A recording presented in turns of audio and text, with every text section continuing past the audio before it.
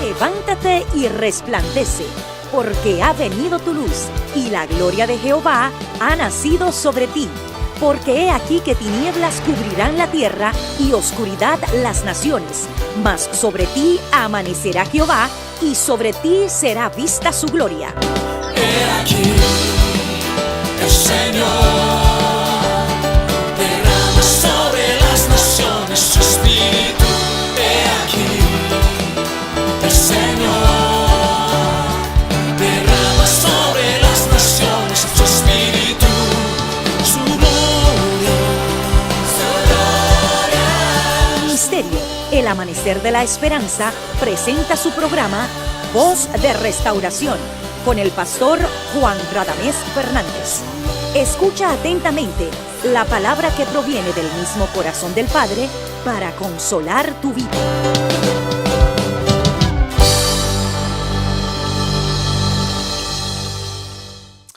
El Señor nuestro Dios es bueno y su misericordia es para siempre. Para mí es un gozo grande poder abrir mi boca a través de este medio y engrandecer el nombre de mi Dios, tu Dios, nuestro Dios. Y a la vez en ese nombre bueno, poderoso, inigualable, saludarte y pedir a Dios que te bendiga con gran bendición en este día. Sobre todo que edifique tu vida poderosamente a través de la palabra. Eres bienvenido, bienvenida a nuestra programación Voz de Restauración. Te invitamos que juntos a continuación estudiemos la palabra de Dios. Ven con nosotros. Amén. Voy a orar, mis hermanos. Padre, en el nombre de Jesucristo, en este momento leeremos tu palabra y nos vamos a exponer a ella. Te ruego por mí, para que yo sea un mensajero fiel, que tú unjas mis labios, que la palabra salga de mi boca encendida en fuego, que queme nuestros corazones y que despierte en nosotros amor para contigo y para con el propósito. Revela tu amor y tu corazón en el nombre de Jesús. Amén. Leemos en Primera de Pedro capítulo 2, los versos 9 y 10. Mas vosotros sois linaje escogido, real sacerdocio, nación santa, pueblo adquirido por Dios, para que anunciéis las virtudes de aquel que os llamó de las tinieblas a su luz admirable. Vosotros que en otro tiempo no erais pueblo, pero que ahora sois pueblo de Dios, que en otro tiempo no habíais alcanzado misericordia, pero que ahora habéis alcanzado misericordia. Que Dios nos bendiga hoy, como lo hace siempre, a través de la palabra bendita. Estamos enseñando acerca del linaje, el linaje santo, el linaje de Dios. Haré un repaso y entonces procederemos a exponer la porción de este día. Hemos dicho, repasando, que Dios es un Dios de propósito y que ese propósito Dios lo lleva a cabo a través de un linaje. Dios es un Dios de elección. Originalmente, cuando Dios hizo a nuestros padres o creó a nuestros padres, Adán y Eva, en el tiempo que ellos eran perfectos, el Señor había determinado a través de ellos, esta pareja, llenar la tierra como se lo ordenó a ellos, que se multiplicasen y cumplir su propósito a través del linaje de Adán. Pero cuando el pecado interrumpe el propósito de Dios y se interpone en la relación entre Dios y el hombre, entonces Dios tomó el camino de realizar su propósito a través de un linaje. Ya hemos dicho y estudiado que a través de ese linaje Dios se revela, Dios se manifiesta y Dios cumple su propósito. Estudiamos las 10 primeras generaciones desde Set hasta Noé, y de Noé hasta Abraham 10 más, que son 20 generaciones, y pudimos estudiar el propósito de Dios, lo que Dios revela acerca de su propósito con su linaje. Lo mismo que dice aquí Pedro ya en el Nuevo Testamento. Lo mismo que Dios le dijo a Israel: tú no eres el mejor de los pueblos, todo lo contrario, eres el pueblo más insignificante de la tierra. Pero yo he decidido que tú seas mi especial tesoro. Y voy a hacer de ti un reino de sacerdotes y de gente santa. Es lo mismo que revela el Nuevo Testamento con relación a la iglesia. Dios no ha cambiado. El propósito sigue siendo el mismo. Cuando Dios dio a Abraham el hijo, a Isaac, y pidió a Abraham que sacrificase a su hijo, lo diese como ofrenda, Dios quería enseñar que el linaje pertenece a él. Isaac, aunque era hijo de Abraham y de Sara, en último análisis era más hijo de Dios que de ellos, porque ellos biológicamente eran incapaces de procrear, pero Dios hizo un milagro. Así que Isaac es el resultado de un milagro. Toda persona que pertenece al linaje viene al reino de Dios por un milagro. La gracia manifestada por un milagro. Ahí hay una gran revelación. Como Isaac naturalmente era la descendencia de Abraham, era la descendencia de Dios. Herencia de Jehová son los hijos. Y algo muy precioso, muy valioso para él, el fruto del vientre. Nuestros hijos, si son parte del linaje, no son nuestros, pertenecen a Dios. Cuando Abraham entregó a Isaac, estaba entregando a Jesús, estaba entregando a todos los redimidos hasta el día de la venida del Señor. Fuimos entregados en Isaac. Dios está diciendo: entrégame el linaje porque me pertenece. Es mío el linaje. Y Dios reclama su linaje. Y un día los ángeles vendrán a recoger a ese linaje de toda nación, tribu, lengua y pueblo. Y nada de lo que es de Dios se perderá. Así como el pan de la multiplicación no se perdió nada, no se perderá lo que pertenece a Dios. Amén. Así que hay una gran revelación. La experiencia de Abraham cuando sacrificó a su hijo estaba también revelando que un día el Padre iba a entregar a la simiente que es Cristo. La verdadera simiente a la cual representaba Isaac es Cristo. Según el apóstol Pablo, la simiente de Abraham es Cristo. Amén. La simiente espiritual. Y vemos que Dios usa el linaje para darse a conocer. Dentro del mensaje o el tema, el tópico del linaje, estoy hablando ahora de la descendencia. Es lo mismo, o sea, de las generaciones. Estamos hablando de la generación de Egipto, vamos a hablar de la generación del desierto y luego la generación de Canaán. Vamos a contrastar estas generaciones y vamos a aprender muchas cosas, porque lo que antes fue escrito para nuestra enseñanza lo fue. Muy bien, hay algo que yo voy a leer solamente que me sirva de introducción para luego proceder, porque es algo muy importante que, como dije, resume lo que Dios quiere decir. Dios envió a Israel a Egipto en su providencia, en su soberanía, porque Dios quería enseñarles lo que es la redención. Si no hay esclavitud, no hay redención. Dios permitió que Israel tuviese 430 años en Egipto porque Dios quería que Israel le debiese todo a él. Así como le estaba enseñando a Abraham cuando le ordenó que sacrificase a su hijo: la simiente es mía. Entonces Dios hace lo mismo con Israel como nación. Los lleva a Egipto, hace que se multipliquen en gran manera, endurece el corazón del faraón y se levanta, se suscita un faraón que no conoce a José, de lo que José la contribución de José al imperio egipcio en el pasado, o si lo conocía no quiso reconocer, quiso olvidar el mismo temor que tenía Israel porque se estaba multiplicando, que mañana se levantase contra el imperio, hace que el faraón procediese de esa manera. Entonces, pero Dios simultáneamente tenía su plan.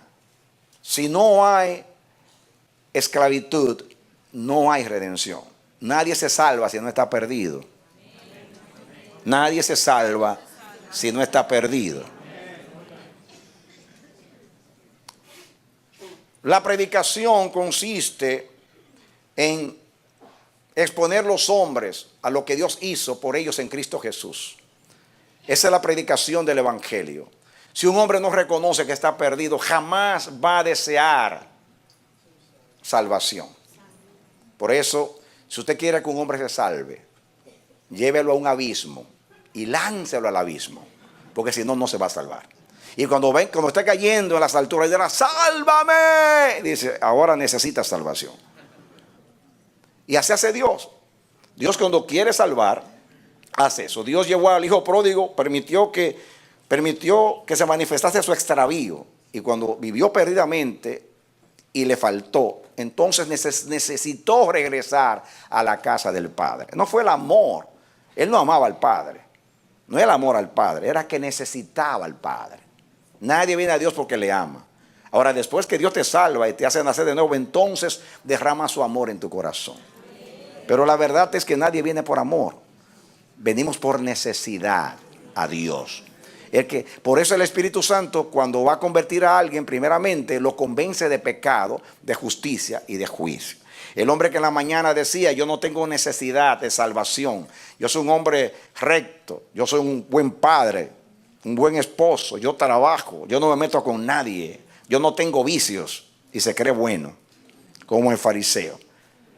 Pero viene del trabajo, entra a una iglesia, oye la palabra y después viene llorando, pidiendo perdón, diciendo, Señor, perdóname que soy tan pecador. Esta mañana decía que era bueno y ahora está golpeándose el pecho como el publicano, pidiendo perdón, porque Dios lo convence de pecado. Entonces, Dios lleva el linaje, Dios trata con el linaje. Diga, Dios trata con el linaje. Aunque Dios haga una obra colectiva con su pueblo, en el caso del pasado con Israel, hoy con la iglesia, hay una obra colectiva. Dios trabaja individualmente. Dios no tiene nietos, Dios tiene hijos. Hay un error muy grande en la iglesia, muy grande, que no se entiende, porque no se entiende la elección. Y es que creemos que vamos a salvar a nuestros hijos. Nadie salva a sus hijos. Usted puede exponer a sus hijos, y es su deber hacerlo, a la palabra de Dios. Y usted debe, así como usted lo conduce en lo natural para que ellos formen una familia después, usted los educa, así debe ser espiritualmente. Usted debe enseñar a sus hijos la palabra de Dios y darles un testimonio. Nada más puede hacer. Dios tiene que tratar con ellos. Dios tiene que tratar con ellos. Desde que mis dos hijos eran pequeñitos, siempre les decía, Dios no tiene nietos. Y les hablaba de esta manera, porque yo siempre creí que yo nunca podía construir un cristiano. Nadie fabrica un cristiano, porque los cristianos no se fabrican, nacen por el Espíritu. Es un error. Las iglesias viven fabricando cristianos. Los cristianos no se fabrican, nacen del Espíritu. Si el Espíritu Santo no hace una obra en nuestros hijos, no importa el testimonio que tú le des, no importa que tú le hables, los puedes mantener en la iglesia, pero en la iglesia no significa que están salvos. Algunos que con persuasión logran que se mantengan hasta que se casen en la iglesia, pero aquí no hay nada. No, dejen que el Señor haga la obra. Dios trata con el linaje. Amén. Y les decía algo a mis hijos, hablando de las 3 generaciones, Abraham, Isaac y Jacob. Si ustedes ven a Jacob nunca hablaba de Dios diciendo mi Dios. él decía, el Dios de mis padres. ¿Recuerdan ustedes cuando él dialogaba con Labán? Decía, el Dios de mis padres. Y el otro decía, y Labán decía, el Dios de Nacor, que era el hermano de Abraham. Y el Dios de Nacor y el Dios de Abraham. Pero no decía ninguno de los dos, mi Dios.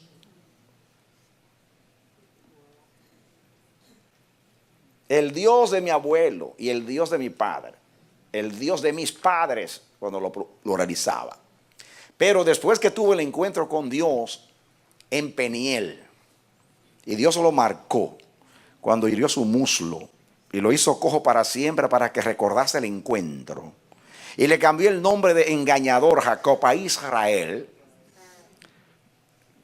Ahí mismo, el mismo capítulo, el capítulo que sigue, dice, y construyó o levantó, erigió Jacob un altar a Jehová y le puso por nombre El Elohe Israel, que significa el Dios de Israel. Desde ahí en adelante la Biblia habla más del Dios de Israel que el Dios de Abraham. ¿Es cierto o falso? Por eso tuvo que convertir al Señor. Dios trató con Abraham, Dios trató con Isaac, Dios trató con Jacob, Dios trató conmigo, Dios trató contigo, conmigo y contigo, tratará con nuestros hijos. Amén. Amén. El profeta Zacarías en el primer capítulo dice algo poderosísimo.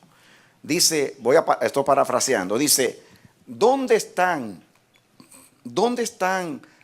los profetas que dieron la palabra a vuestros padres? Todos han muerto. ¿Dónde están vuestros padres? También murieron. Dice, pero la palabra de Jehová los persigue a ustedes. Esa palabra. Los mensajeros que dieron la palabra se murieron. Los padres de ustedes se murieron. Pero la palabra de Dios los sigue a ustedes. El bien y la misericordia nos seguirán todos los días de nuestras vidas. Amén. Yo tengo un hijo extraviado. Yo tengo la esperanza de que esa palabra de promesa lo va a seguir. Pero él tiene que tener un encuentro con Dios. Cuando él me confesó a mí que era ateo y tuvimos un encuentro, yo le dije, hijo, has elegido el camino más largo, porque Dios te va a alcanzar como quiera. Lo dije así y hasta se enojó conmigo. Dice, ese Dios, sí, ese Dios te va a salvar porque te va a salvar. Amén.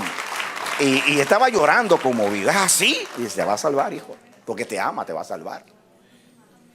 Ahora, ¿qué te quiero decir con que has elegido el camino más largo? Bueno, que puede ser que te tenga que enfermar, o que llegue a un accidente, o que un problema. Él va a tratar contigo. Él va a hacer que tú lo busques y que tú lo necesites. Él se va a parecer a ti. Tarde o temprano se va a parecer a ti. Dios es así. El hijo menor, que siempre fue temeroso de Dios, porque aquel nunca leía la Biblia y hasta le daba vergüenza que diga que era hijo de un pastor. Ese niño era así, porque Dios me lo reveló y mi esposa sabe. Cuando nació el segundo, me dijo, el primero negará la primogenitura. Y yo no se lo dije a mi esposa, sino hasta que se cumplió. Guardé esa palabra dentro de mí con un gran dolor. Me dijo, en el primero, en el segundo está la bendición. El primero negará su primogenitura como Esaú. Y se cumplió. Yo estoy hablando delante de Dios. Estoy en su presencia, no estoy inventando nada. Cuando nació 4 años después, tenía casi 5 el primero. Dios me dijo eso. Cuando nació, en este está la bendición. Ese, desde el principio, fue temeroso de Dios. Y cuando yo le hice un llamado a salvación, Padre, yo me voy a bautizar cuando el Espíritu me toque, como tú me has dicho. Y así mismo fue. Ya adulto se bautizó. Mi deseo era que se bautizara pequeño, como todos los niños, pero él dijo, no. Pero después de eso, papi, ahora Dios me tocó, ahora yo quiero ser bautizado. Y digo yo, eso es lo que yo quiero, hijo, que tú seas un cristiano. Y desde niño ha sido temeroso de Dios, muy íntegro. En lo espiritual él no conoce, y hablo porque no está aquí, está enfermo, tiene un resfriado. Lo de él es blanco o negro en lo espiritual. Papi, eso es lo que la Biblia dice. Punto, se acabó. Eso es lo que la Biblia dice. No inventemos, eso es lo que la Biblia dice.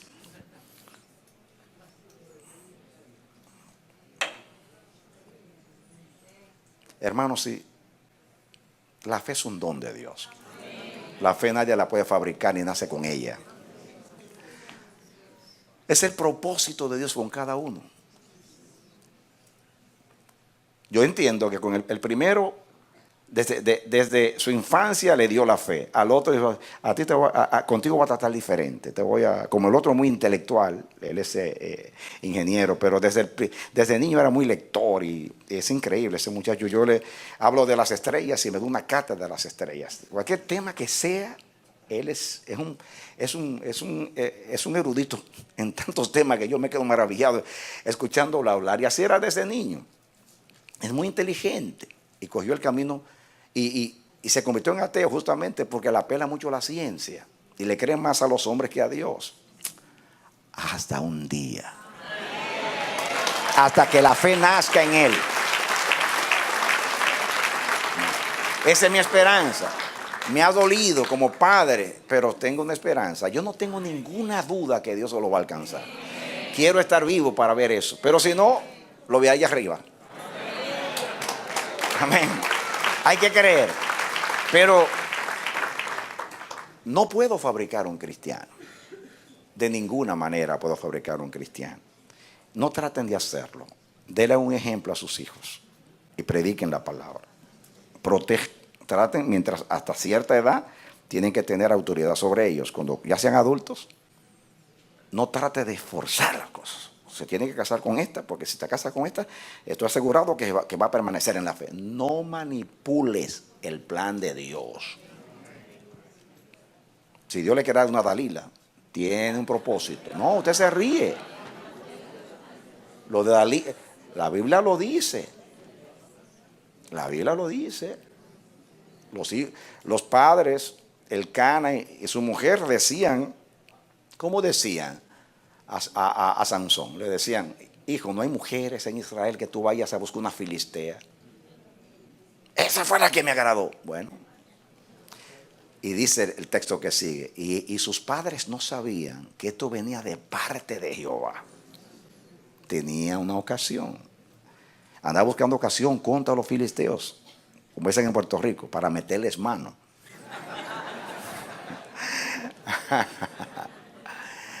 Porque, escuchen esto, en el plan de Dios, Dios tenía el propósito de usar más las debilidades de Sansón que su fortaleza. ¿Se entendió eso? Dios no pudo usar la fuerza de Sansón como usó sus debilidades. Fue sus debilidades lo que Dios usó como ocasión para lograr el propósito. Ese es el soberano del universo. Él tiene un plan. No importa el plan que haya diseñado con tu hijo o con tu hija. Deja a Dios tranquilo. Sus caminos son perfectos. Por eso nos predicó por muchos meses. De Jehová son los pasos del hombre.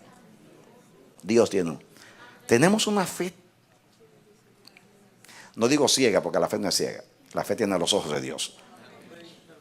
Pero la seguridad de que Dios es bueno, fiel, todopoderoso y soberano.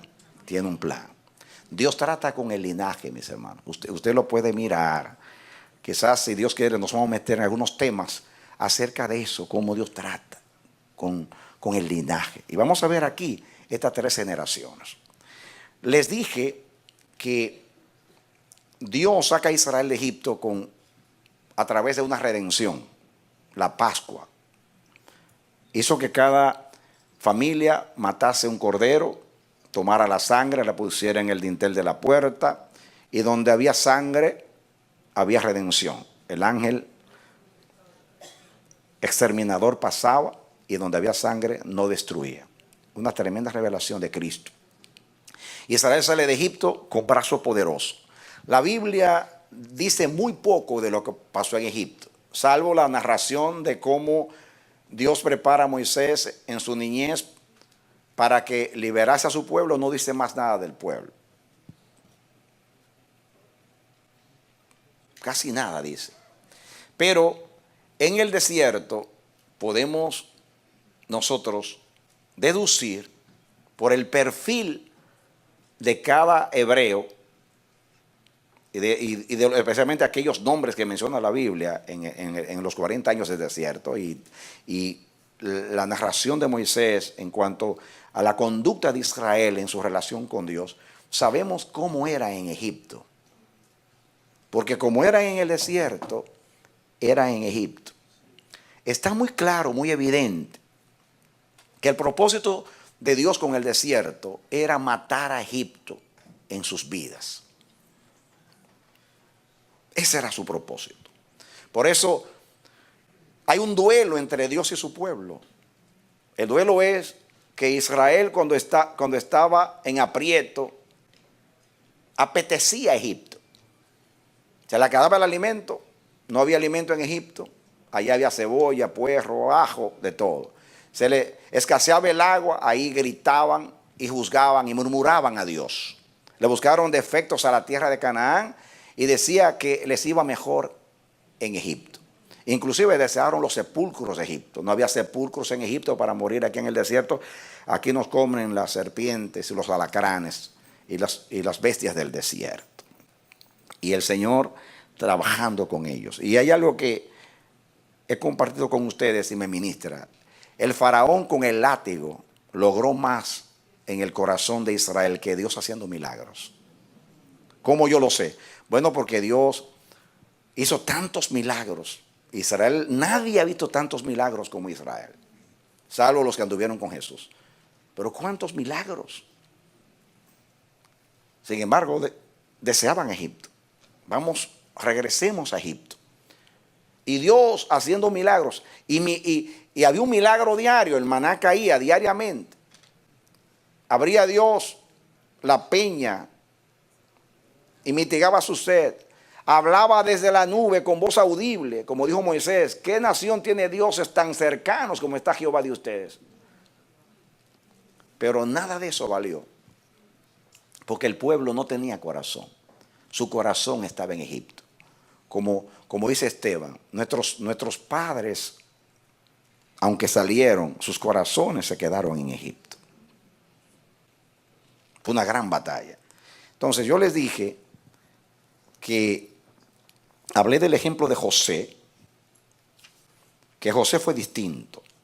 Aunque José salió de Egipto muerto, el propósito del desierto era matar a Egipto. Y como Dios no pudo matar a Egipto en ellos, entonces los mató a ellos para poder matar a Egipto. Y nadie que salió del desierto, con excepción, o sea, de Egipto, con excepción de Caleb y Josué, ninguno entró a Canaán. Toda una generación murió en el desierto. Razón, Dios no pudo matar a Egipto. No pudo porque no se lo permitieron. Y según Dios, teniendo a Egipto en sus corazones, no podían vivir en Canaán. Nosotros, de la misma manera, estamos en un proceso después que nos convertimos. Dios está matando al mundo en nosotros, matando el pecado en nosotros, matando la carne en nosotros. Y no vamos a ir al cielo con esta carne. Gloria a Dios que seremos transformados en un abrir y cerrar de ojos a la final trompeta. Y esto corruptible será vestido de incorrupción. Así lo dice la palabra. Pero así como estamos, no entraremos. La carne y la sangre no hereda el reino de Dios. Pues hay una gran enseñanza para nosotros ahí. Caleb y Josué entraron a Canaán porque Egipto murió en ellos. Y dice, Dios mismo, hablando de los dos, dice, porque ellos fueron en pos de Jehová. Ellos, dice Dios, y fueron en pos de mí. A ellos les aprovechó el desierto. Ellos olvidaron a Egipto. Ellos dejaron a Egipto el día que salieron. Yo puse el ejemplo de José. José salió de Egipto muerto y no sintió el desierto. Es un tipo que nos habla de que si saliendo del mundo dejamos al mundo, pues no vamos a sufrir los embates de la batalla contra la carne, contra el diablo.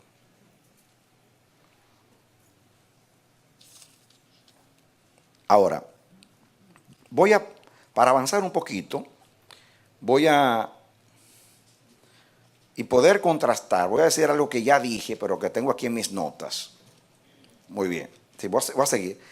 La generación del desierto hizo nacer, o sea, un nuevo Israel. Después que murió aquella generación que salió de Egipto, dice que cuando el último murió, los que nacieron en el desierto fueron los que entraron a Canaán, ¿correcto? Muy bien. Esa nueva generación, que es parte del linaje de Dios, no conoció a Egipto. Así que su batalla no era vencer o matar a Egipto, porque no conocieron a Egipto. Su experiencia era la experiencia del desierto. Esa generación fue la que entró a Canaán y conquistó a Canaán, ¿correcto? Estos, escuchen, pelearon con Josué para exterminar a los cananeos, pero la Biblia dice que no lo hicieron totalmente. Para que entendamos lo que queremos decir, venga conmigo a Levítico capítulo 18.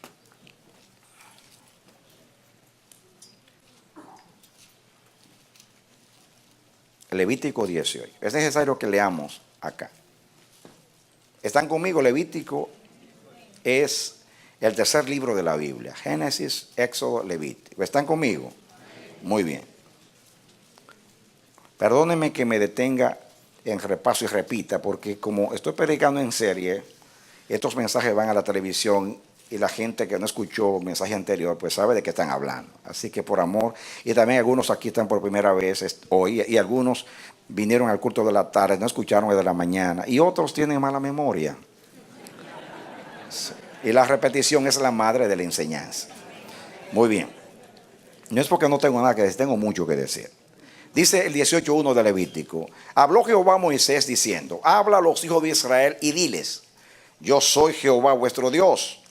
No haréis como hacen en la tierra de Egipto, en la cual morasteis, ni haréis como hacen en la tierra de Canaán, a la cual yo os conduzco, ni andaréis en sus estatutos. Atención, la prohibición aquí es de dos lugares. No hagan como hacían en el lugar de donde yo los saqué. Tampoco hagan como ustedes verán que hacen los cananeos donde yo los llevo. Ni hagan, no imiten a los egipcios de donde yo los saqué, pero tampoco imiten a los cananeos donde yo los llevo. Porque ustedes son un pueblo especial para mí, un reino de sacerdotes y de gente santa. Continuamos. El 4, mis ordenanzas pondréis por obra y mis estatutos guardaréis, andando en ellos. Y firma, yo Jehová vuestro Dios. ¿Cuántos saben que Jehová firma? Amén. Dice el 5, por tanto guardaréis mis estatutos y mis ordenanzas, las cuales haciendo el hombre vivirá en ellos. Firma, yo Jehová. Y ahí entonces dice, escuchen, ningún varón se llegue a parienta próxima alguna para descubrir su desnudez. Yo Jehová. O sea, no tenga relación sexual con ningún pariente cercano. Incesto. Porque el incesto es común en Egipto y en Canaán, pero tú eres un pueblo diferente, tú eres linaje mío. Yo te hice pueblo, yo hice un pacto contigo, esa no es conducta de mi reino. El 7, o el 6, ningún varón se llegue a pariente próximo alguna para descubrir su desnudez, y firma, yo Jehová. El 7, la desnudez de tu padre o la desnudez de tu madre no descubrirás. Tu madre es, no descubrirás su desnudez. Significa no tengas relación sexual con tu madre. Aunque los cananeos lo hagan porque son perversos, eso es abominación para mí. Y tú eres un pueblo especial. 8, la desnudez de la mujer de tu padre no descubrirás. Esa es la desnudez de tu padre. Atención, no tengas relación con tu padre, en caso de que tú seas homosexual o en caso de que sea una hija. No descubrirás de tu hermana Dice, la desnudez de tu hermana, hija de tu padre o hija de tu madre, nacida en casa o nacida fuera, su desnudez no descubrirás. No tendrás ningún tipo de relación sexual con tu hermana o media hermana. La desnudez de la hija de tu hijo o de la hija de tu hija, su desnudez no descubrirás, porque es la desnudez tuya. La desnudez de la hija de la mujer de tu padre, engendrada de tu padre, tu hermana es, su desnudez no descubrirás. La desnudez de la hermana de tu padre, o sea, la tía, no descubrirás, es pariente de tu padre. La desnudez de la hermana de tu madre no descubrirás, o sea, la tía, porque parienta de tu madre es. La desnudez del hermano de tu padre, o sea, tu tío, no descubrirás. No llegarás a su mujer. Su mujer, dice, es mujer del hermano de tu padre. La desnudez de tu nuera no descubrirás. La mujer es de tu hijo. No descubrirás su desnudez. Sigo leyendo rápido, ya ustedes deducen. La desnudez de la mujer de tu hermano no descubrirás. Esa es la desnudez de tu hermano. La desnudez de la mujer de su hija no descubrirás. No tomarás la hija de su hijo, ni la hija de su hija, para descubrir su desnudez. Son parientas, es maldad, la llama Dios. No tomarás, dice, no tomarás mujer juntamente con su hermana, para hacerla su rival, y descubriendo su desnudez delante de ella en su vida. No llegarás a la mujer para descubrir su desnudez mientras esté en su impureza menstrual. Además, no tendrás acto carnal con la mujer de tu prójimo, contaminándote con ella. Y no des hijo tuyo para ofrecerlo por fuego a Moloch, es un dios cananeo. No contamines así el nombre de tu Dios, yo Jehová. Todas esas prohibiciones eran porque eran prácticas cananeas. Esta generación del desierto no ha llegado todavía ya. Y Dios le está diciendo, mira lo que pasó con tus padres que salieron de Egipto por imitar a Egipto. Tú no conoces a Egipto, pero el lugar donde tú vas es peor que Egipto. Y yo te estoy instruyendo para que tú seas cuidado. Te estoy advirtiendo cómo son esa gente. Miren el 23. Ni con ningún animal tendrás ayuntamiento, amancillándote con él, ni mujer alguna se pondrá delante de animal para ayuntarse con él. Es perversión. Relaciones sexuales con animales, los cananeos lo hacían. Y hoy hay muchos que lo hacen. En ninguna de estas cosas os amancillaréis, pues en todas estas cosas se han corrompido las naciones que yo he hecho de delante de vosotros. En otras palabras, van a entrar a Canaán, pero que Canaán no entre a ustedes. Vuestros padres salieron de Egipto y Egipto no pudo salir de ellos.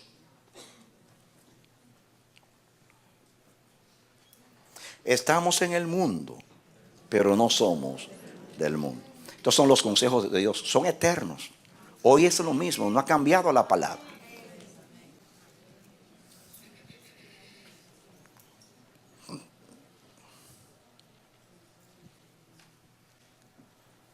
Dice, atención, el 25.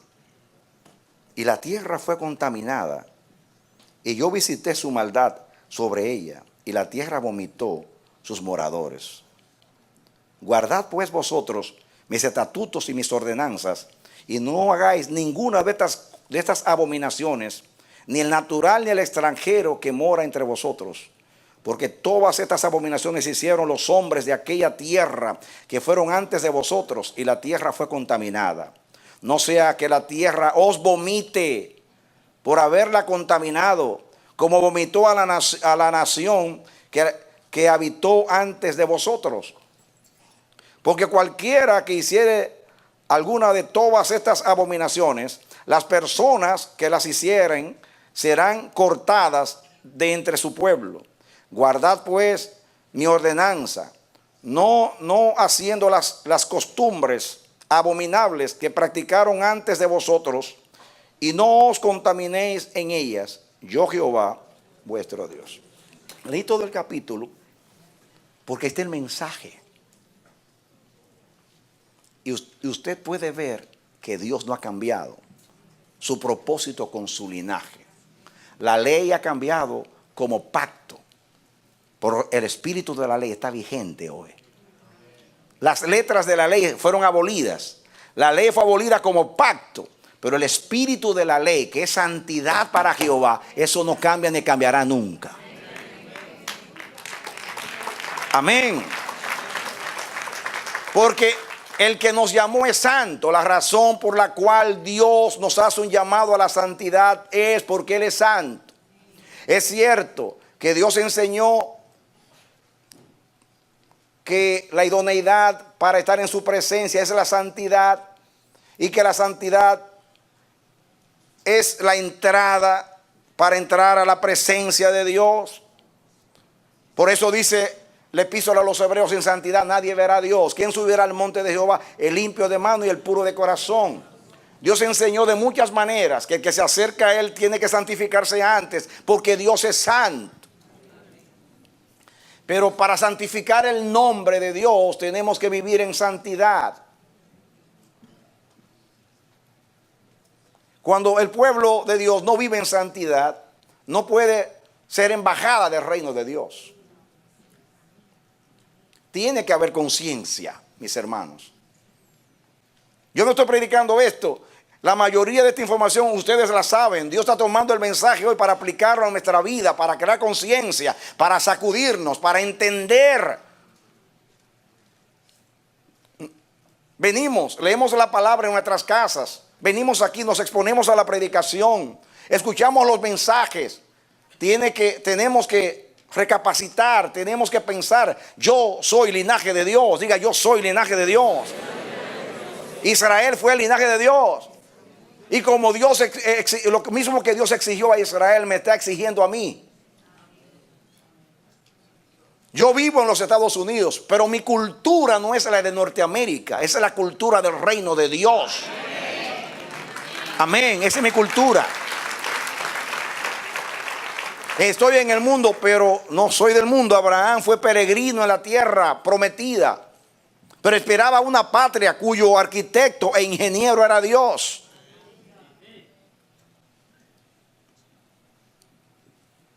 Yo oro a Dios que mientras expongo la palabra, usted piensa. Yo prediqué un montón de mensajes acerca de la madurez no hace mucho y tuve que dejarlo porque yo no vi la reacción. Yo dije, no se está entendiendo lo que es madurez. No se evalúa en la mayoría qué significa ser un cristiano maduro. Y para mí toda la vida cristiana tiene que ver con ser maduro. Cuando las emociones están crucificadas, sometidas, entonces yo puedo vivir en el espíritu. Nunca podré vivir en el espíritu, que soy un ser emocional. Si me dicen una exhortación y ya se me acabó el mundo, algo no está bien. Te amas demasiado a ti mismo, te consientes demasiado. No seas abogado de tu propia carne, crucifícala. Párate como los enemigos de Cristo frente a la cruz y dile a tu carne: crucifícala, Dios, crucifícala. Por cuanto no es de Dios, déjala clavada ya. Entiérrala con Jesús. Porque no vivo yo, vive Cristo en mí. Y los que son de Cristo han crucificado la carne con sus deseos. Y la carne está en las emociones, en los pensamientos, en los criterios, en los conceptos aprendidos. Cuando usted siente un celo por un hermano, no le dé rienda suelta. ¿Cómo usted le da rienda suelta? Cuando usted se pone a desvirtuar al hermano. Que hablan del hermano que predica bien. No, ¿qué va a hacer? No predica bien nada. Y otros que predican mejor. El hermano tiene uno de servicio. No, él sirve para que el pastor lo nombre. Y siempre estamos buscando el defecto del hermano. Pero Dios revela que es una actitud de la carne para que dejen de mirar al hermano y se fijen en mí. Se llama carne eso. Cuando usted le está subiendo el celito, dice, celo, tranquilo, ese es mi hermano. Y el don se lo dio Dios. Y yo no puedo pelear con Dios. El que tiene la gracia de Dios tiene la mía. Bendito sea Dios. Y ese don fue dado para edificar a la iglesia, y yo no me voy a levantar contra el don de Dios y la gracia de Dios. Todo lo contrario, doy gracias a Dios por el don de mi hermano. A mí no me nombraron, pero a él lo nombraron. Él va a hacer lo que tiene que hacer, y yo le voy a levantar la mano como Ur y Aarón a Moisés. Porque Aarón era hermano de Moisés y Ur era amigo de Moisés. Posiblemente cuñado. Algunos piensan que era el esposo de Miriam. Levántala. Ahí estaba un amigo y un hermano levantando las manos. Tenemos que ser amigos y hermanos levantando a los demás hermanos. La mayoría de los pleitos en el hogar son, perdonen, cosas de niños. Personas enojadas por meses, por tonterías. Por no decir, perdóname, me equivoqué. Tan sencillo como eso. Humillarse delante de Dios y delante de su cónyuge. Me equivoqué. ¿Se le fue un pedazo? No. El Dios del cielo, que tanto amó a Moisés, no ocultó las debilidades de Moisés. El Dios que tanto amó a Samuel no ocultó las debilidades de Samuel. El Dios que tanto amó a David no ocultó los errores de David. El Dios que tanto amó a Pedro no ocultó los errores de Pedro. ¿Quién eres tú para que Dios no te publique tus errores? ¿Quién eres tú para no equivocarte si los grandes de Dios se equivocaron? De hecho, los hombres de Dios no se equivocaron tanto en sus debilidades. Se equivocaron donde eran fuertes. Moisés era el hombre más manso de la tierra y su pecado fue que se iró. Samuel era el vidente que atencotaba a las burras cuando se perdían. Pero el día que tenía que ver, que tenía que ver al ungido de Jehová, ese día no vio, porque se puso a mirar la apariencia. David, su reino está basado en la justicia. Por eso Natán, cuando quiso pescarlo y que se autocondenase, le puso una historia triste de injusticia. David se encendió y dijo, ese hombre es digno de muerte. Y el profeta le dijo, you are that man. Tú eres ese hombre. ¿Por qué Natán lo pescó ahí? Porque David era un justiciero. David era un hombre con un tremendo concepto de justicia. ¿Dónde fue pescado por el diablo? ¿Dónde ofendió a Dios con su pecado? Justamente en la justicia. Pedro tenía mucha confianza en sí mismo. Le dijo a Jesús, aunque todos estos te negaren, yo no te negaré. Aunque todos estos, soy más fiel y leal que todos mis hermanos. Por eso, después de la resurrección, Jesús le formuló la pregunta, Pedro, ¿me amas más que estos? ¿Por qué le dijo más que estos? Porque él dijo, aunque todos estos te negaren. Pedro, ¿me amas más que estos? Pero se lo dijo 3 veces para que entendieran. Yo no me he olvidado que fueron 3 veces, no una, 3 veces, Pedro. Dios, yo puedo seguir poniendo ejemplos. Los hombres de Dios cayeron en los aspectos donde eran fuertes. Nadie es fuerte por sus propias fuerzas. Solo la gracia de Dios nos sostiene.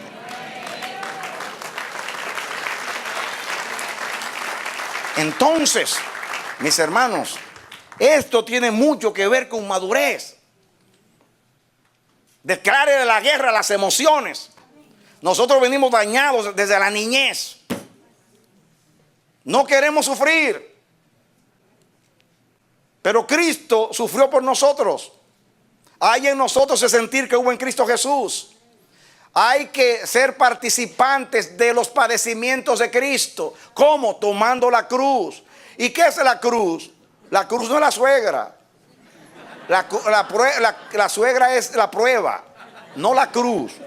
La cruz no es el esposo abusador, esa es la prueba. Esa no es la cruz. No es el hijo malcriado, rebelde. Esa es tu prueba, no tu cruz. Tu cruz es, niégate a ti mismo. toma tu cruz y follow me, sígueme. Es renuncia, es crucificar la carne con sus deseos y pasiones y emociones. Nadie va a madurar mientras siga siendo emocional. Hay personas que es así que andan, para que no le digan que cometió un error. Pero tú eres un ser humano, deja tanto de cuidarte, eres un ser humano. Lo más natural en un ser humano es que se equivoque. Cuando tú haces algo bueno es que es extraño. Y cuando tú haces algo bueno hay que mirar por qué lo hiciste. Porque muchas veces la motivación es más equivocada que el acto mismo. Mis hermanos, desde la cabeza hasta los pies estamos enfermos. Vamos a defender el espíritu.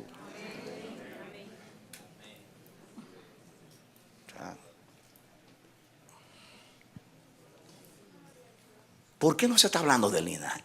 Para hablar palabras bonitas de revelación. No. Es para que entendamos nuestro legado en la tierra. ¿Qué hago yo aquí? ¿Por qué Dios me trajo aquí? ¿Por qué me eligió? ¿Qué hago yo siendo parte de este propósito santo y de este pueblo? Soy linaje de Dios. Nací como Isaac por un milagro de Dios como linaje. Así como fue entregado el linaje en Isaac y en Jesús, yo debo ser entregado a Dios en sacrificio vivo, santo, porque el linaje es una ofrenda para Dios. Yo soy ofrenda para Dios porque yo soy linaje de Dios. Yo no me pertenezco, por consiguiente no me gobierno, porque me redimió, me compró y yo le pertenezco a Él. Uno murió, dice el apóstol, luego todos murieron, para que los que viven ya no vivan para sí, sino para aquel que vivió y resucitó por ellos.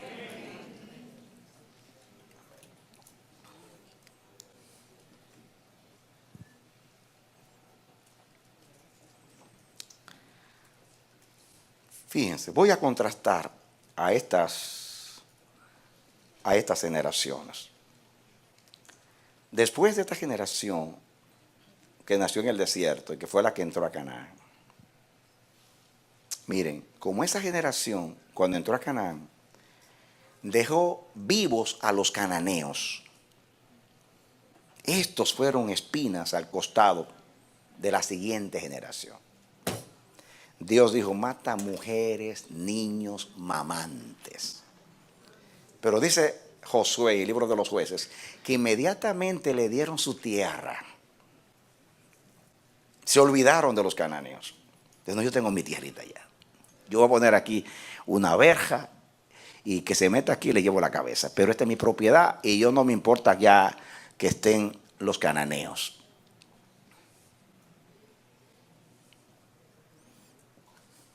¿Qué sucedió?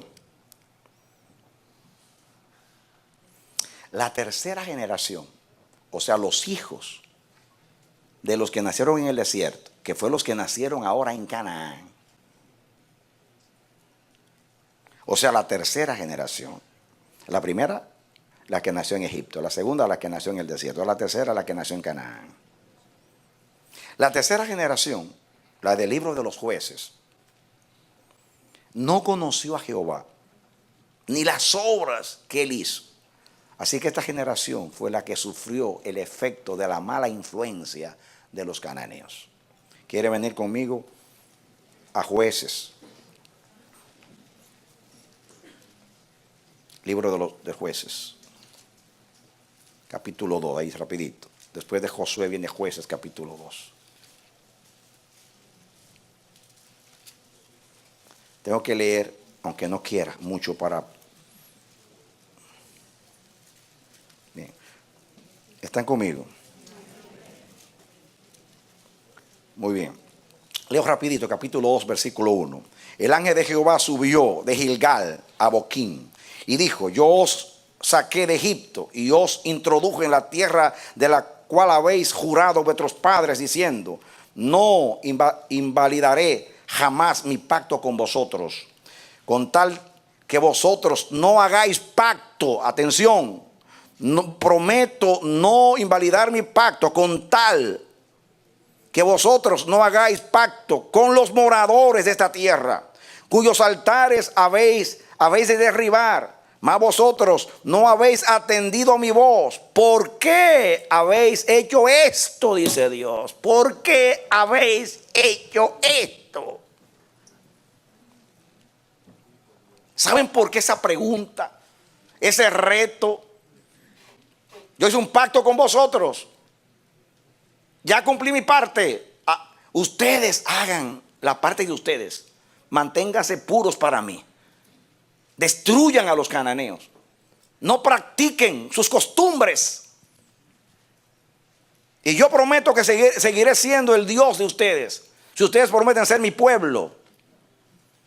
Y pregunta, ¿por qué no habéis hecho esto? Esa pregunta es fuerte. Y es muy oportuna. Y es muy reveladora. Hoy Dios nos puede decir, ¿por qué no han hecho lo que yo les dije? ¿Por qué se han mezclado con los pueblos? ¿Por qué han adoptado las costumbres de los pueblos? Dice el 3, por tanto yo también digo, no os echaré de delante de vosotros, sino que serán azotes para vuestros costados, y sus dioses os serán tropezadero, por cuanto ustedes no tienen el ánimo de obedecer, porque ya ustedes, todo el anhelo de ustedes en el desierto era entrar a Canaán para tener una viña, una era, un campo donde sembrar. Entiendo que se cansaron del desierto y entiendo que tuvieron que pelear tanto contra los cananeos, pero para lograr el propósito hay que exterminarlos, a ellos y a sus dioses.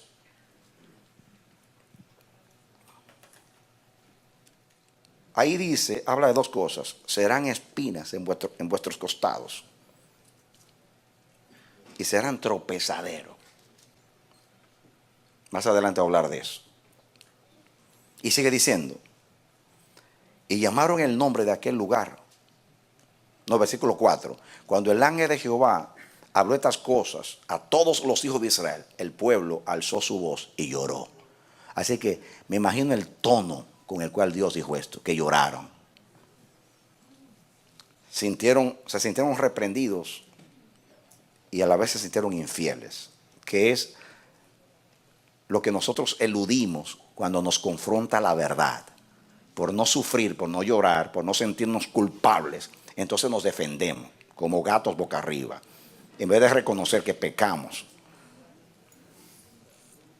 Versículo 5. Y llamaron el nombre de aquel lugar Boquín, que significa justamente lloro, llanto. Ofrecieron allí sacrificios a Jehová. Porque, escuchen, porque ya Josué había despedido al pueblo y los hijos de Israel se habían ido cada uno a su heredad para poseerla. Y el pueblo había servido a Jehová todo el tiempo de Josué y todo el tiempo de los ancianos que sobrevivieron a Josué, los cuales habían visto todas las grandes obras de Jehová, que él había hecho por Israel. Pero murió Josué, hijo de Nun, siervo de Jehová, siendo de 110 años. Y lo sepultaron en su heredad en Timnat-Sera y en el monte de Efraín, al norte del monte de Gaás. Y toda aquella generación, dice, y toda aquella generación también fue reunida a sus padres. O sea, todos los que nacieron en el desierto ya murieron. Y se levantó después de ellos otra generación que no conocía a Jehová ni la obra que él había hecho por Israel. ¿Qué sucedió? Atención. ¿Qué sucedió? ¿Cuál es el deber de los padres? Enseñar a sus hijos el temor a Jehová. Por eso Dios insiste tanto, y es la responsabilidad de los padres, no solamente de los padres naturales, espirituales. Nosotros los ministros que vivimos en esta generación, que somos padres de congregaciones, tenemos que dedicar tiempo y desear no morir hasta que no hayamos cumplido con el propósito de educar a nuestro pueblo en el amor y el temor de Dios. Esta generación del desierto, los que salieron de Egipto, estaban tan enamorados de Egipto y tan distanciados de Dios, que se olvidaron de la generación que nació en el desierto. Y esta generación que nació en el desierto, cuando llegó a Canaán, su empeño era conquistar a Canaán para tener una porción de tierra, una heredad, y se acabó. Y se olvidaron de sus hijos. Muchas veces como padres somos conquistadores. Nos graduamos en las universidades, tenemos un buen trabajo, luchamos por el sueño de tener una casa y tenemos tantas cosas y nuestros hijos crecen y nos olvidamos del deber que tenemos. Eso es lo natural. En lo espiritual es lo mismo.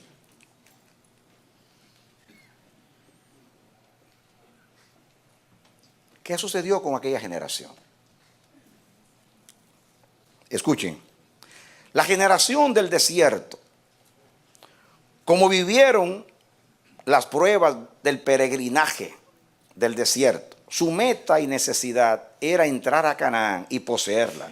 Su objetivo era terminar con la vida nómada y tener un lugar de reposo en Canaán.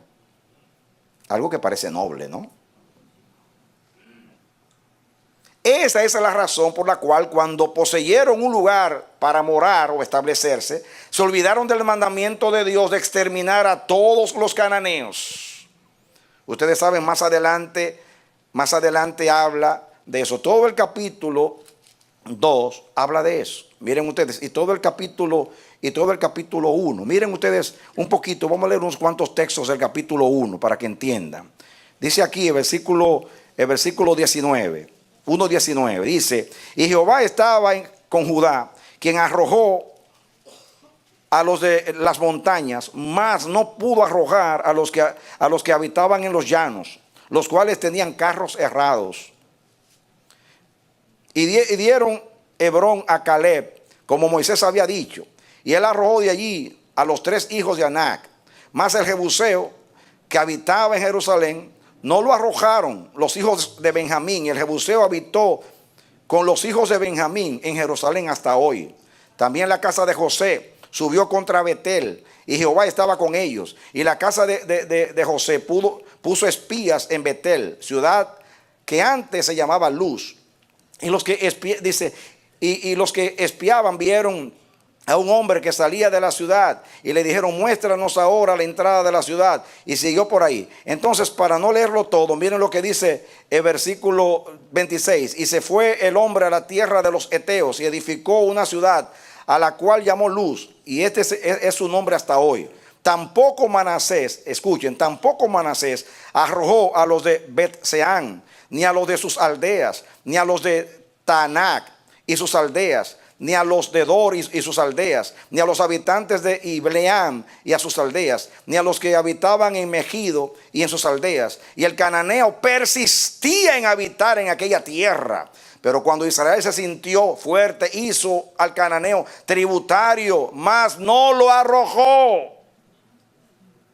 Tampoco Efraín arrojó al cananeo que habitaba en Geser, sino que habitó el cananeo en medio de ellos en Geser. Tampoco Zabulón, miren que cada tribu no arrojó. Tampoco Zabulón arrojó a los que habitaban en Quitrón, ni a los que habitaban en Naalal, sino que el cananeo habitó en medio de él y le fue tributario. Tampoco Aser arrojó a los que habitaban en Aco, ni a los que habitaban en Sidón, en Alab, en Axig, en Elba, en Afet y en Rehob. Y moró Aser entre los cananeos que habitaban en la tierra, pues no los arrojó, estaba en el medio de ellos. Imagínense ustedes la influencia. Ustedes leí todo un capítulo de la perversión que había allí para que ustedes entiendan a lo que fueron expuestos sus hijos. Tampoco Neftalí arrojó a los que habitaban en Bet-Semes, ni a los que habitaban en Bet-Anat, sino que moró entre los cananeos que habitaban en la tierra. Más le fueron tributarios los moradores de Bet-Semes y los que moraban en Bet-Anat. Los amorreos acosaron a los hijos de Dan hasta el monte y no los dejaron descender a los llanos. Y el amorreo persistió en habitar en el monte de Eres, en Ajalón y en Saalbín. Pero cuando la casa de José cobró fuerzas, lo hizo tributario. Y el límite del amorreo fue desde la subida de Acrabín, desde Sela hasta arriba. De ahí en adelante, eso fue lo que sucedió antes, y ahora ya leímos el capítulo 2, donde Dios entonces los exhorta fuertemente. Y el resultado es los versículos que leímos. Se levantó una generación que no conoce a José. Imagínense ustedes, muchas veces estamos tan abrumados por lograr nuestras metas en la vida y no arrojamos a los cananeos. ¿Saben cuántos cananeos hay hoy? En el internet, en los canales de televisión, en los juegos que juegan nuestros hijos, en los amigos. Lo que nos importa es que se gradúe en una buena universidad y que tenga un título, pero no pensamos que van a ser expuestos a cosas que ellos no van a poder rechazar porque no son fuertes.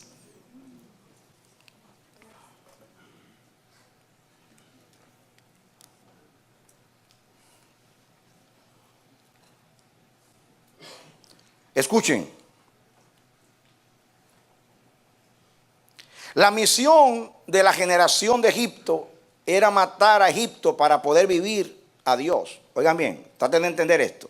La misión de la generación de Egipto, la que nació en Egipto, era matar a Egipto para poder vivir a Dios. La generación del desierto debía, al entrar a Canaán, evitar que Canaán entrase en ellos. Ya vieron la experiencia de sus padres, que por no matar a Egipto, tuvieron que morir en el desierto. Era para haber aprendido. Y Dios se lo advirtió antes de entrar: destruyan a todos, cuídense de las costumbres de estos pueblos. El propósito de cumplir con la encomienda divina de exterminar a los cananeos era evitar que Canaán, en las costumbres cananeas, entrase a sus hijos. Ese es el propósito de Dios: cuidar el linaje, para que el linaje cuidado pudiera proseguir en el propósito de dar a conocer al Dios verdadero. Yo tengo aquí en las notas que Dios me dio: cansados de largo peregrinaje por el desierto y en su afán de encontrar reposo, no previnieron a sus hijos del peligro de Canaán. No lograron el reposo deseado.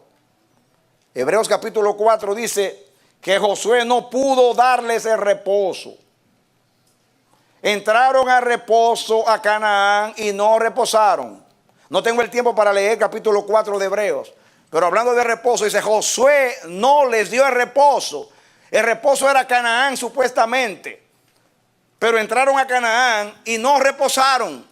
¿Por qué? Porque a no destruir los cananeos, eran espinas a sus costados, a su corazón, y eran un tropezadero a sus pies. Costado habla del corazón.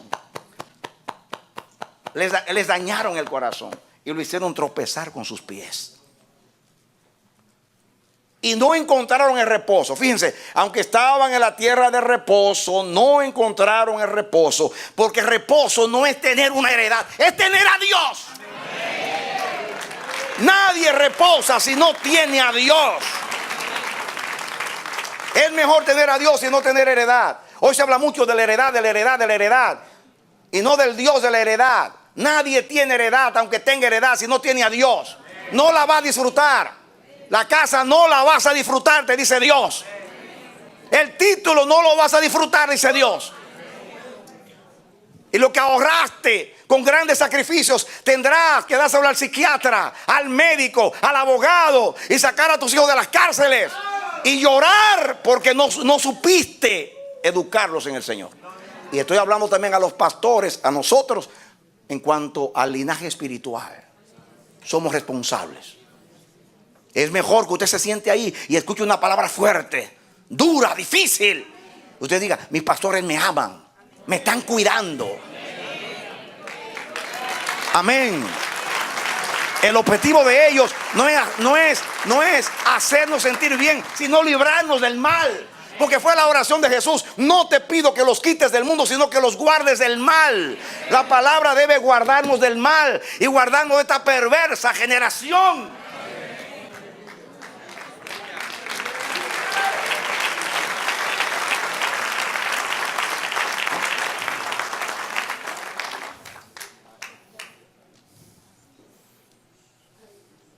se conformaron con someter a los cananeos y hacerlos tributarios. Así que tenían heredad y los impuestos. Tributos que pagaban impuestos. Es mejor tenerlos así que no pagan impuestos. Están sometidos. Pero Dios no los quería sometidos. Dios los quería muertos. No sometidos. Porque sometidos pueden ser una mala influencia para el linaje.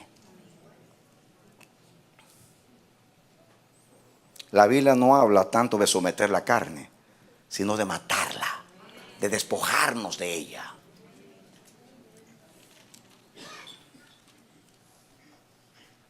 Se beneficiaron de los tributos que les pagaban los cananeos, pero a costa de que estos pervirtieran a sus hijos por medio de su influencia pagana e idólatra. Qué terrible tener heredad y no tener reposo.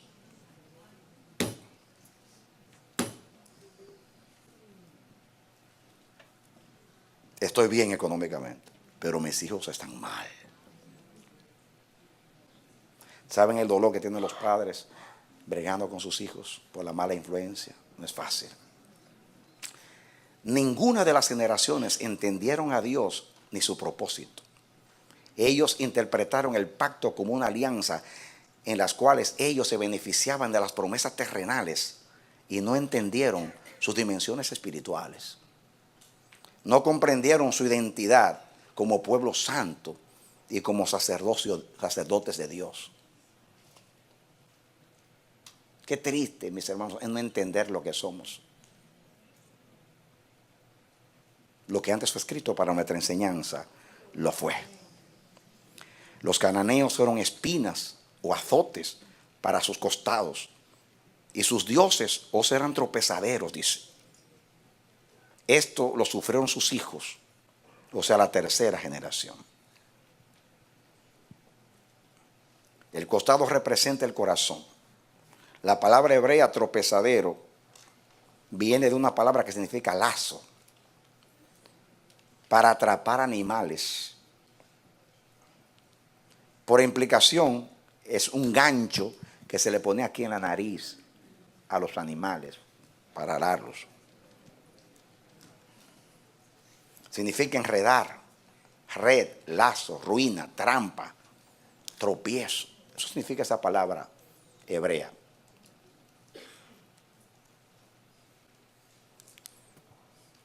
Todo esto nos habla del compromiso que tenemos con la siguiente generación. Todo esto nos habla de qué? El compromiso que tenemos con la siguiente generación. Tristemente el tiempo se me acabó. Pero ahora que vienen los pensamientos poderosos, escuchen este pensamiento. Es miopía espiritual y falta de visión administrar nuestro presente ignorando y sacrificando a los que han de venir después de nosotros. Es falta de es una miopía espiritual. La Biblia dice en Hechos 13:36 que David sirvió a sus generaciones. Diga conmigo, David sirvió a sus generaciones. Hay una diferencia muy grande entre David y Ezequías. David preparó todo el material para la casa de Jehová. Y todas sus riquezas y todo el botín de las guerras contra las naciones. Acumuló grandes riquezas.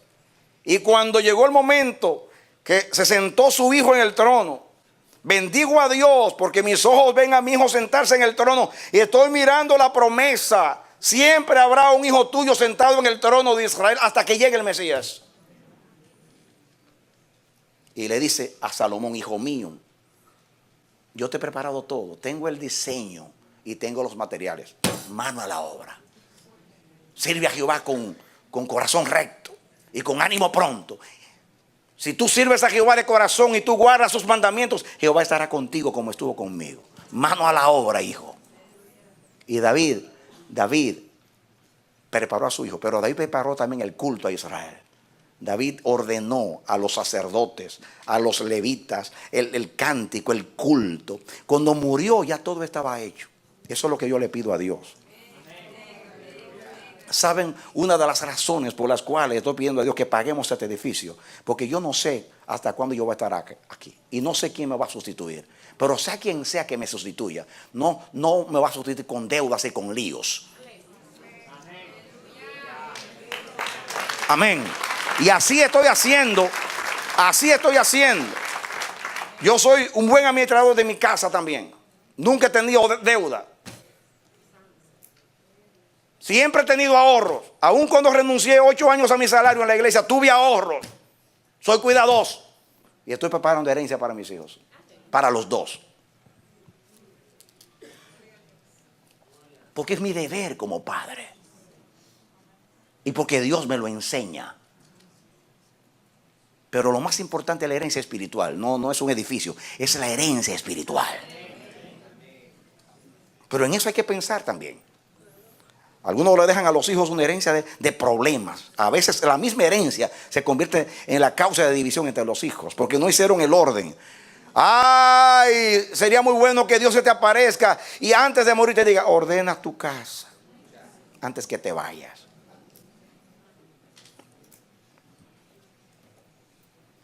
Ese fue David. ¿Saben lo que hizo Ezequías? Que era un hombre bueno, bonito, ¿no?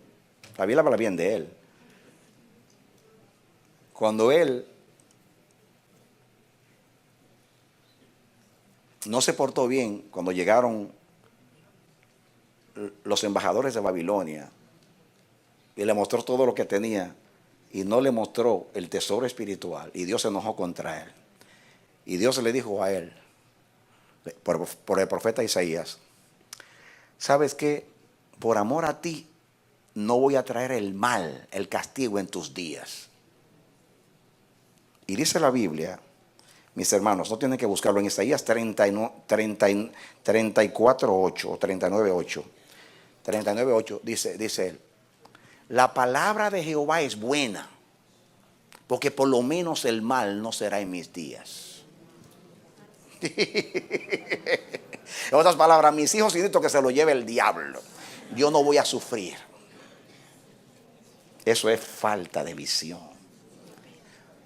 Ezequías estoy hablando. Yo prefiero sufrir yo y que mis hijos no sufran. Un buen padre dice: prefiero que el sacrificio hacerlo yo y no dejárselo a mis hijos. En lo natural, en lo espiritual debe ser así. Eso se llama visión espiritual. David preparó todo para que Salomón no tuviese problema. Y hubo paz en el reino de Salomón. Y prosperó tanto el reino, porque todo estaba hecho. Le dejó el plano, le dejó todo. A Israel le dejó orden en el culto. Israel le brillaba cuando llegó a Salomón, porque David lo hizo todo. Salomón vino a disfrutar nada más. Tristemente no supo administrar su tiempo. Pero David sirvió a sus generaciones. Que se diga así: Juan Radamés Fernández sirvió a su generación. Carlos Manuel Ogando sirvió a su generación. El Amanecer de la Esperanza sirvió a su generación. Dale un aplauso al Señor. ¡Aleluya! ¡Amén! ¡Amén! ¡Amén! ¡Amén! Tristemente, ahora era que venían las aplicaciones de los poderosos pensamientos, pero el tiempo se acabó.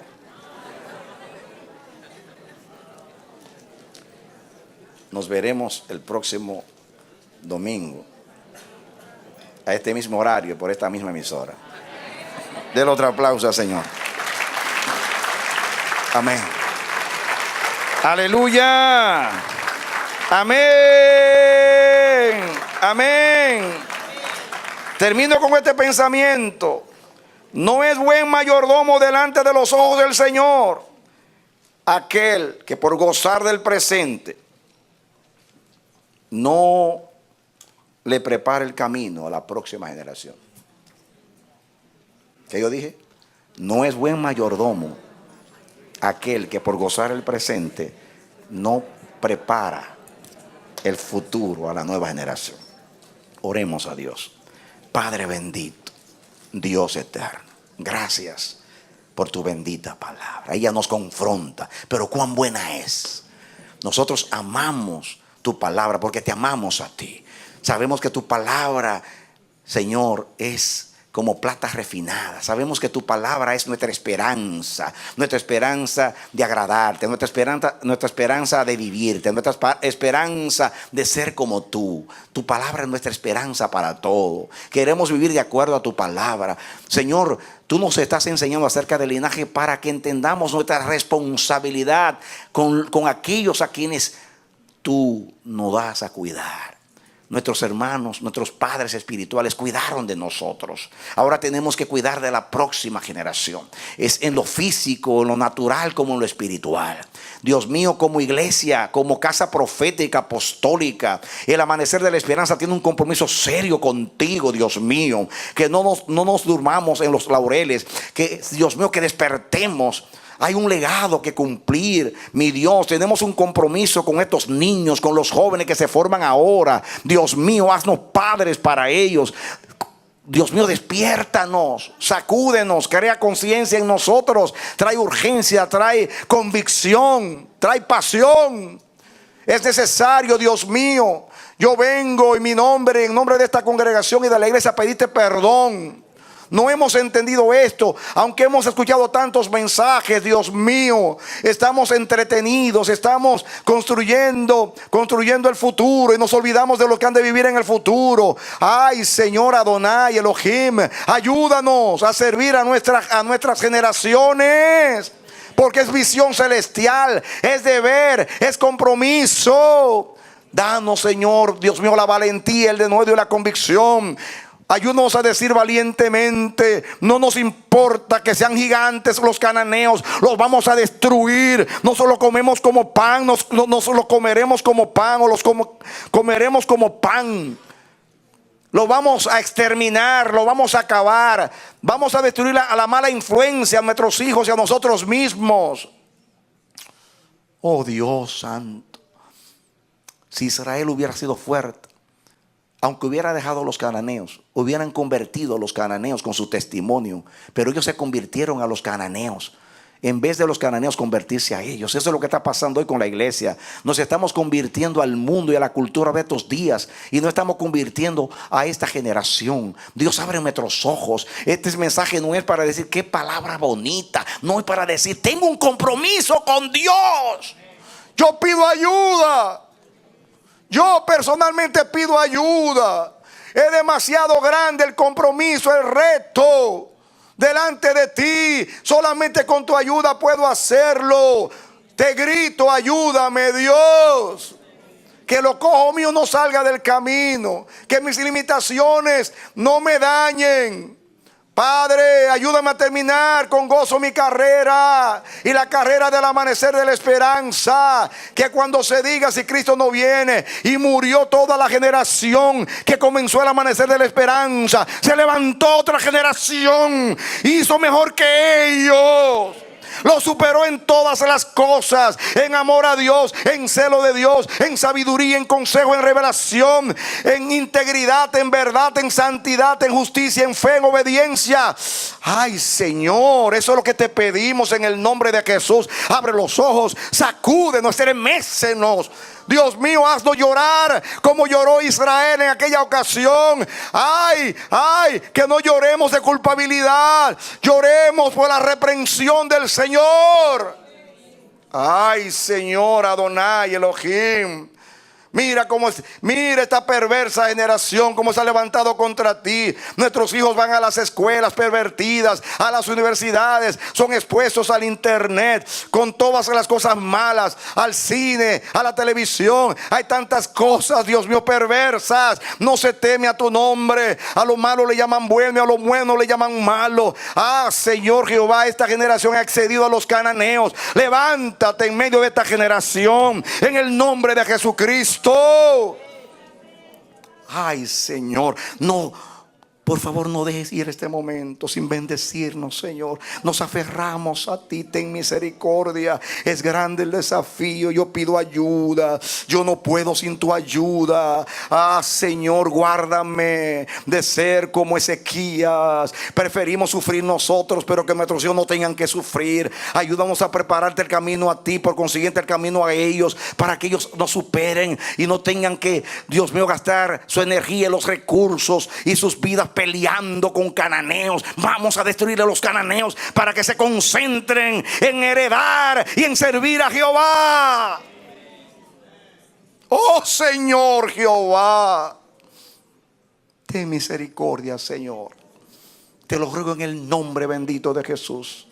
En el nombre bendito de Jesús. Yo te digo, mi hermano, este es un mensaje serio. Ojalá que el Espíritu de Dios te haya sacudido, te haya estremecido, te haya abierto los ojos, y que tú grites como gritó Israel cuando Dios lo confrontó. Que así tú puedas llorar delante de Dios. Hemos perdido generaciones porque no hemos sido consecuentes. Pero llegó la hora, dice el Señor, ha llegado la hora de levantarnos en el nombre de Jesús, a salvar al linaje, a destruir a los cananeos, no a hacerlos tributarios, sino a destruirlos, para destruir su influencia y librar a nuestros hijos de ella. Venga el reino de Dios sobre ti. Que Dios te ayude. Así como oro por mí, por esta congregación, oro por ti, para que Dios te dé la gracia y la convicción para lograr lo que Él quiere, vivir de acuerdo a su propósito. Que Dios te bendiga y te dé la victoria en Cristo Jesús. Aleluya, amén y amén y amén.